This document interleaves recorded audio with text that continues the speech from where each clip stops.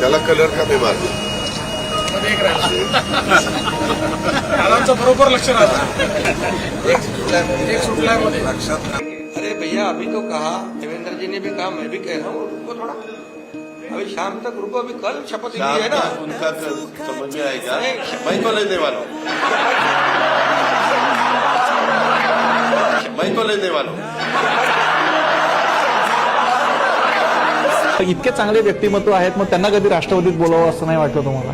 नाही वाटलं, कारण ते राष्ट्रवादी झाल्यानंतर माझंच महत्व कमी झालं असतं ना. त्यांना राष्ट्रवादीत होते कसं आणायचं? अरे आम्ही काय तिथं गोट्या खेळायला आलो? तुमचा कुठला पक्ष राष्ट्रवादी?